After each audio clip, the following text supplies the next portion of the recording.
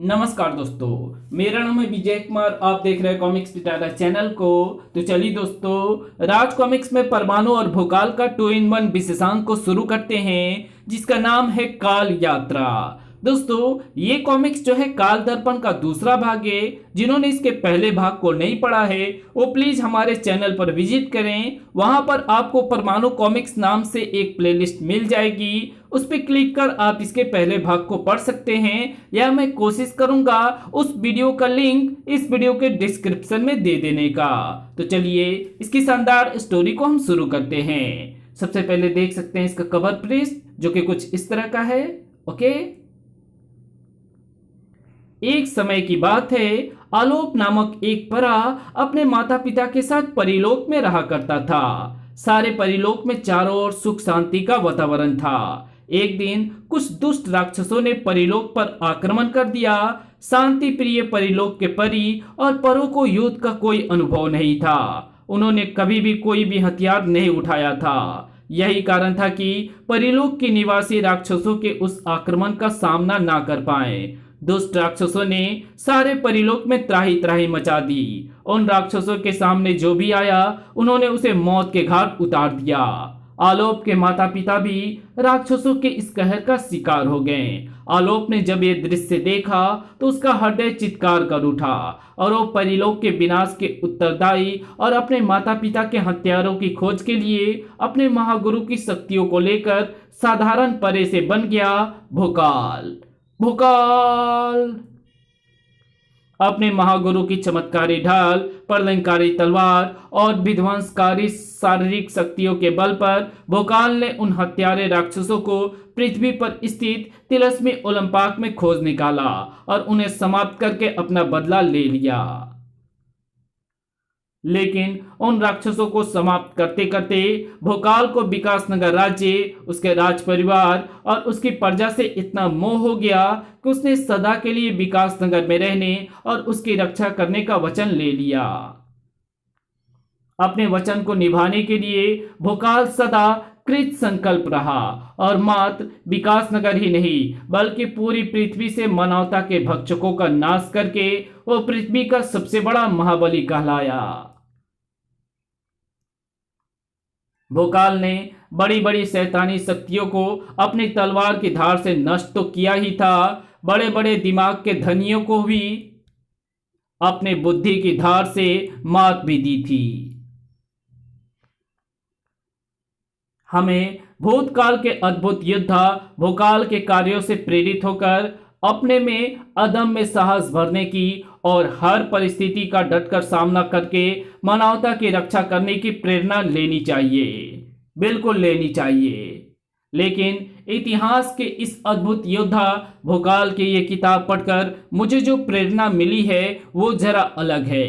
मेरी एक बहुत बड़ी समस्या सॉल्व हो गई है। मुझे पता चल गया है कि भोकाल जैसा योद्धा और कोई दूसरा नहीं था।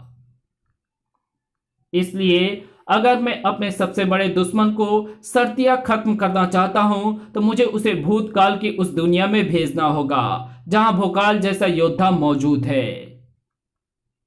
और उसके लिए मुझे इस काल दर्पण को एक बार फिर जोड़ना होगा, जिसे मैंने इसलिए तोड़ दिया था कि इसमें प्रवेश करके भूतकाल की दुनिया में पहुंचा परमाणु फिर कभी वापस ना आए। और अब चूंकि मुझे मेरी खोई हुई शक्तियां वापस मिल गई है, इसलिए मेरे लिए इस काल दर्पण को जोड़ना मुश्किल नहीं होगा। अब मैं इसमें ऐसी शक्ति डालता हूं जिसकी वजह से परमाणु भूतकाल में भोकाल की दुनिया में पहुंच जाए। मैंने अपना काम कर दिया। अब मैं चलूं अपनी ताकत से सारी दुनिया को अपने कदमों में झुका देने के लिए। छनाक भोकाल की दुनिया। और अपनी उस दुनिया को बचाने के लिए भोकाल पूरी जी जान से जुटा हुआ था। मेरे बुद्धि के जाल में फंसकर इस बार सहस्त्रा नामक जो संकट तुझ पर पहुंचा है भोकाल, उससे तू किसी भी दशा में नहीं बच सकता। सहस्त्रा के सहस्त्र अस्त्र तुझे जीवित नहीं छोड़ेंगे। इन अस्त्रों ने तुझे बेबस तो कर ही दिया है, अब ये तुझे बिंद भी डालेंगे। सपने मत दे गुणिक। तेरे इस सहस्त्रा के सहस्त्र अस्त्र मुझे कुछ क्षणों के लिए विचलित तो कर सकते हैं, परंतु समाप्त नहीं कर सकते, क्योंकि मेरे शरीर में समाये हुए हैं मेरे महागुरु भोकाल, जो मुझे प्रदान करते हैं किसी भी अस्त्र को रोकने वाली चमत्कारी ढाल वड़ुम, किसी का भी सामना करने वाली अद्भुत शक्ति और किसी भी पापी का संहार कर देने वाली ये प्रलयंकारी तलवार, जिसमें समाई हुई है विध्वंसकारी ज्वाला शक्ति। ज्वाला शक्ति के उस प्रचंड प्रहार ने उन सहस्त्र अस्त्रों का भी नाश कर दिया और उन्हें फेंकने वाले सहस्त्रा का भी। गुनिक के हाथों के तोते उड़ गए। भोकाल को मटियामेट करने की मेरी ये योजना भी विफल हो गई। अब एक क्षण के लिए मेरा यहां ठहरना उचित नहीं। इस तरह कहां भागा जा रहा है गुणिक? अपने किए पापों का हिसाब तो करता जा। तू मुझे मारेगा? तुझे मालूम है ना भोकाल कि मैं ब्राह्मण हूं और ब्राह्मण को मारना घोर पाप है। मुझे सब मालूम है गुणिक, इसलिए तुझे तेरे पापों का दंड देने के लिए मैं तुझे मारूंगा नहीं, बल्कि बंदी बनाकर बंदी गृह में डाल दूंगा, ताकि तू फिर कभी अपने शैतानी और षड्यंत्रकारी दिमाग के बल पर मेरा और विकासनगर का अहित करने का कोई षड्यंत्र ना रच पाए। नहीं, तुम ऐसा नहीं कर सकते। मैं ऐसा ही करने जा रहा हूं। ओह, ये पीछे से कैसी आवाज है? अचानक पीछे गूंजी उस आवाज पर भोकाल चौंका, लेकिन वो संभल पाता उससे पहले ही। बड़ाक! उफ! आई! भोकाल के ठीक पैरों के नीचे हुए उस भीषण धमाके ने वातावरण के साथ साथ भोकाल के मस्तिष्क को भी हिला दिया। उस भीषण विस्फोट से घायल हो चुके भोकाल को संभलने में कुछ समय लगा। उफ! एक पीतांबर और हरे वस्त्रों वाला कोई व्यक्ति या दैत्य किसी विध्वंसकारी शक्ति के साथ साथ विद्युत की गति से उड़ता हुआ आया और उस शक्ति के साथ मेरे पास आकर धरा से टकरा गया। अगर मैंने सही समय पर स्वयं को पूरी तरह ढाल से पीछे नहीं कर लिया होता तो उस शक्ति ने मेरे चिथड़े उड़ा दिए होते। कौन था वो पीतांबर और हरे वस्त्रों वाला वो व्यक्ति जो एक अत्यंत प्रलयंकारी शक्ति को लेकर यहां पहुंचा था, और अब कहां गया है वो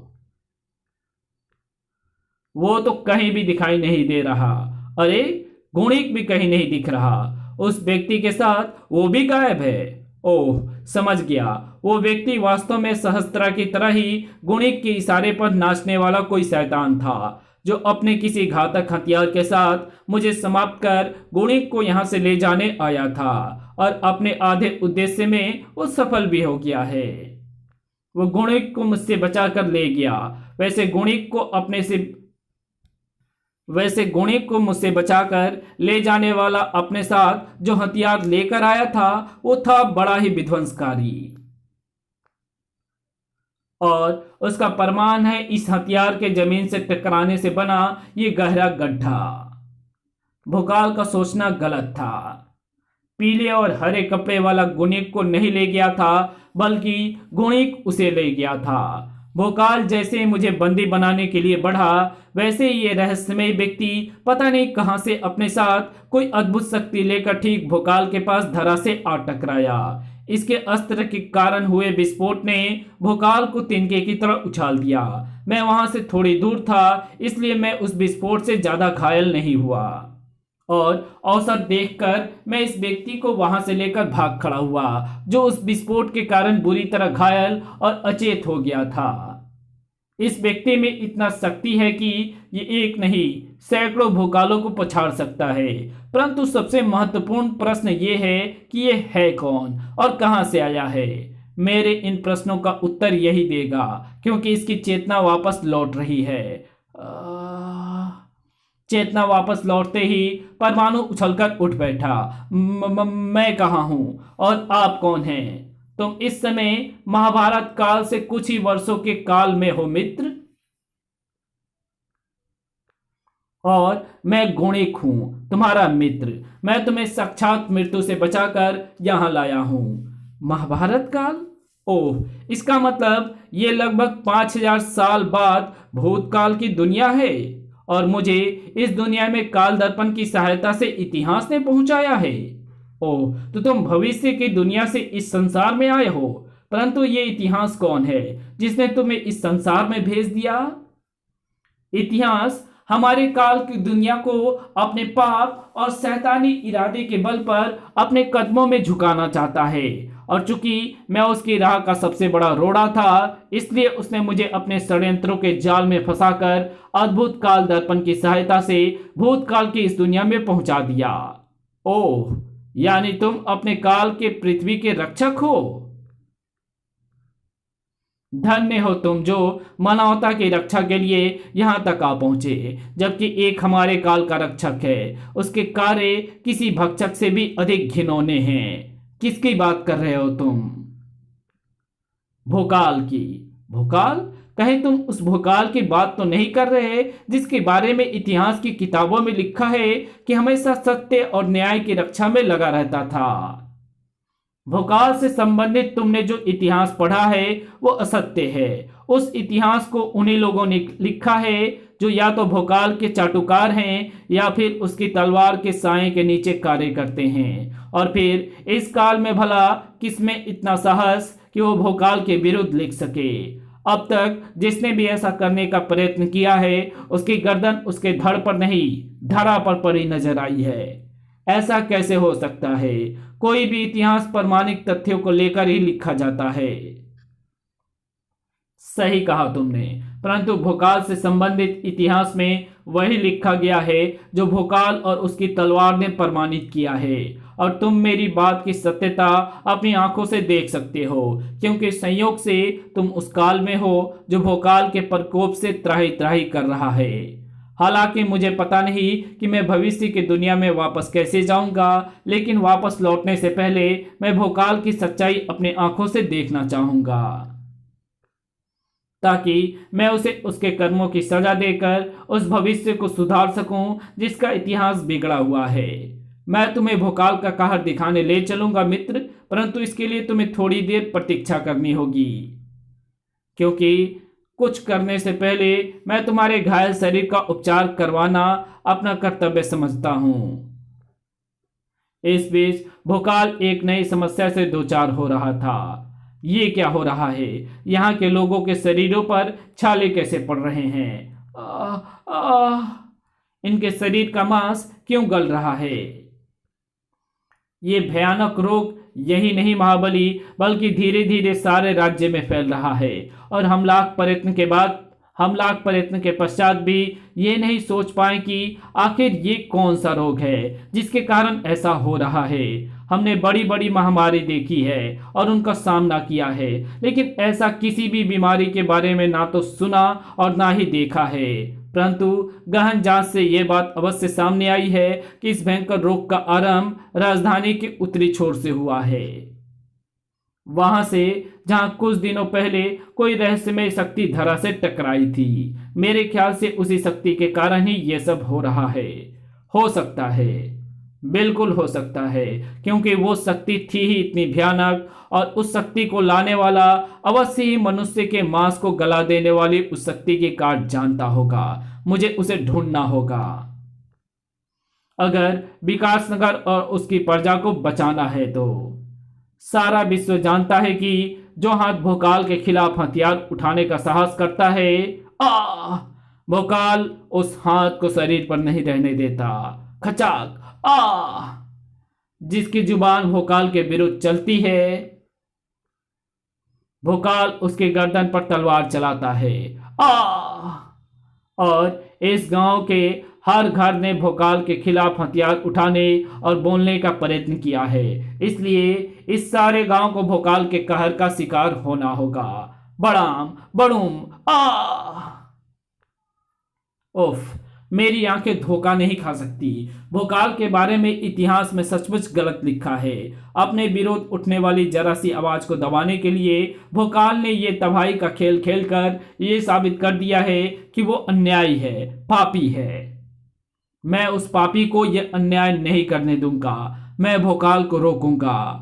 रुक जाओ मित्र, भोकाल बहुत ही अधिक शक्तिशाली है। माना कि तुम आधुनिक शक्तियों के बल से उसका मुकाबला कर सकते हो, परंतु अगर तुमने इस घायल अवस्था में ऐसा करने का प्रयत्न किया तो निश्चय ही तुम्हें पराजय का मुंह देखना होगा। इसलिए उचित यही है कि अपने स्वस्थ होने की प्रतीक्षा करो। वैसे भी मैं इस समय ये नहीं चाहता कि तुम भोकाल पर आक्रमण करो, क्योंकि अगर इस समय तुमने ऐसा किया तो हानि भोकाल को नहीं बल्कि इस कहानी को यहीं खत्म करते हैं। इसके आगे कहानी पढ़ेंगे इसके पार्ट 2 में, तो मिलते हैं इसके दूसरे पार्ट में। तब तक के लिए बाय। अगर आपको ये वीडियो पसंद आई हो तो इस वीडियो को लाइक शेयर कमेंट जरूर कर देना, और जहां इस वीडियो की जरूरत हो वहां इसे शेयर कर जरूर कर देना। तो मिलते हैं आपसे इसके दूसरे पार्ट में, तब तक के लिए बाय।